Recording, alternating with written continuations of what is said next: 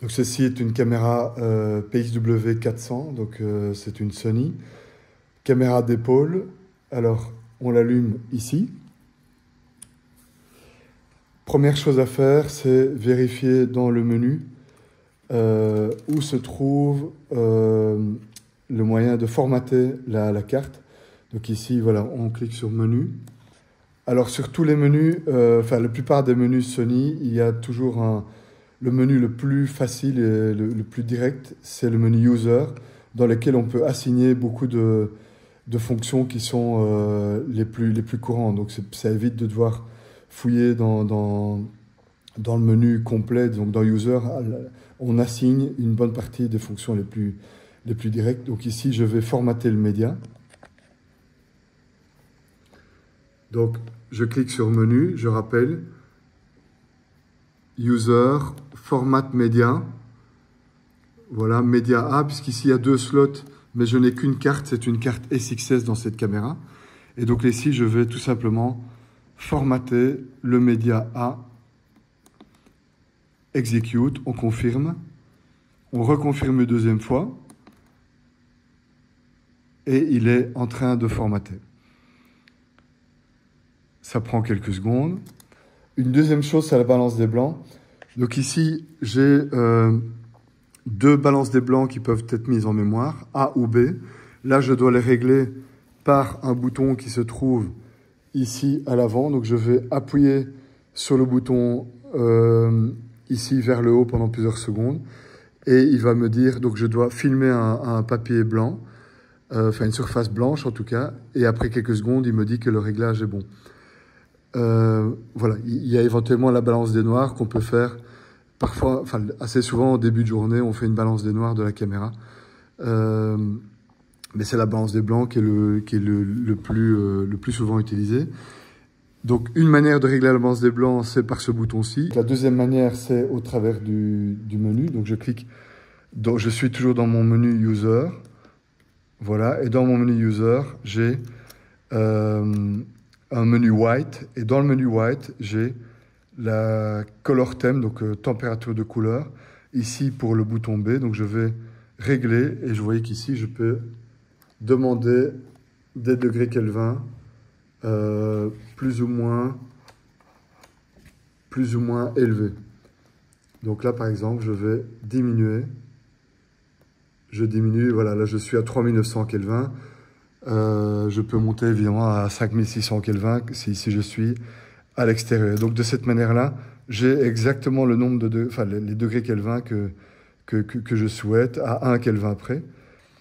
Une chose très importante aussi quand on commence à travailler sur une caméra, c'est de vérifier le zébra. Le zébra, moi personnellement, je le mets toujours à 70%, à 75%. Donc ça veut dire qu'au-dessus de 75%, eh bien donc tous les gris qui sont à 75% et plus clairs jusqu'à 100% seront assurés. Ici, je vais toujours dans mon menu User. Je suis dans mon menu User et vous voyez que j'ai le bouton Zebra ici. Je vais mettre un seul Zebra. Parfois, on peut en mettre 2, mais je ne connais personne qui met 2 zébras. Donc, Zebra 1. Et puis alors, je vais assigner la valeur de...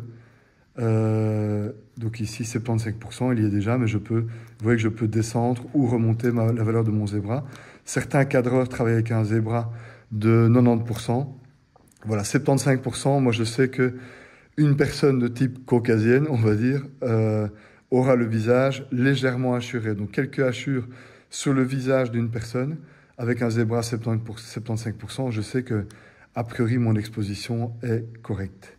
Voilà, donc ne jamais oublier de cliquer sur 7 pour confirmer. Donc je clique sur 7 pour confirmer mon réglage et je sors du menu. Voilà. Alors, qu'est-ce que j'ai sur l'écran comme indication? WB, ça veut dire que je suis sur la balance B, qui est à 3900 Kelvin. ND1, ça veut dire que j'ai mis un filtre ND valeur 1. Donc ici, j'ai 3 filtres ND. Ici, c'est le premier, donc c'est le plus léger. MF, c'est Manual Focus. Ça, c'est le timecode. Ceci, c'est la modulation du son. Et alors ici, ce sont donc le format, donc je suis en 1920-1080, 50i, donc 50 images par seconde, pardon, 25 images par seconde, mais je suis en 50 trames par seconde, donc je suis en mode entrelacé.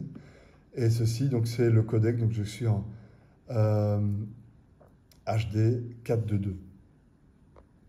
Et j'ai même une indication de ma zone, de ma distance de mise au point, que je peux changer, voilà.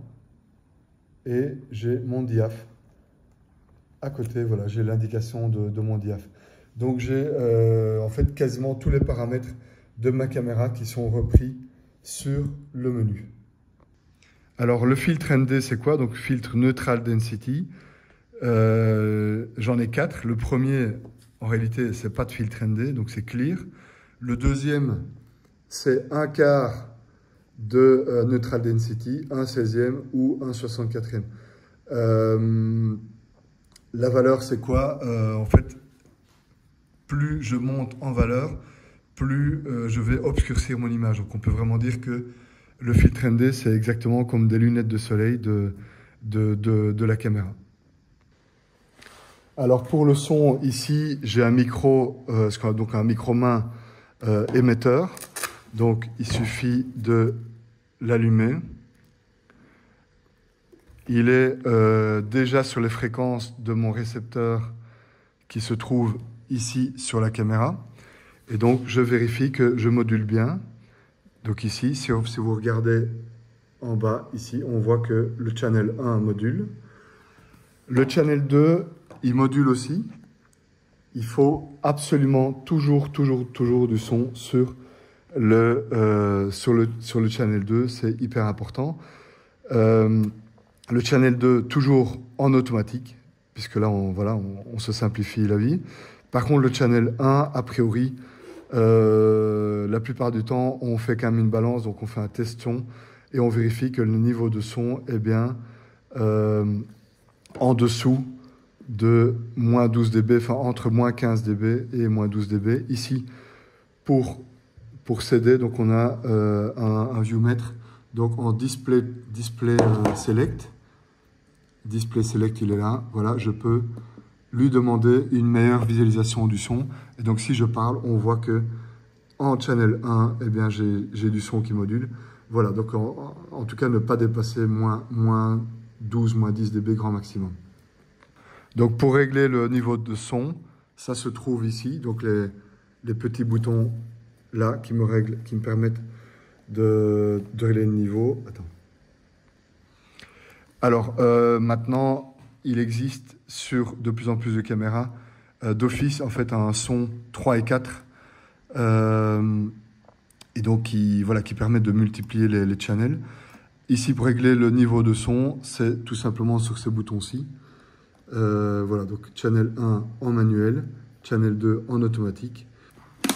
Voilà, à noter que parfois il faut alimenter les micros en 48 volts et ça, sur cette caméra-ci, ça se gère directement sur la connectique. Vous voyez donc la connectique XLR qui est cachée là en dessous, eh bien j'ai la possibilité de lui demander du 48 volts pour mes entrées XLR.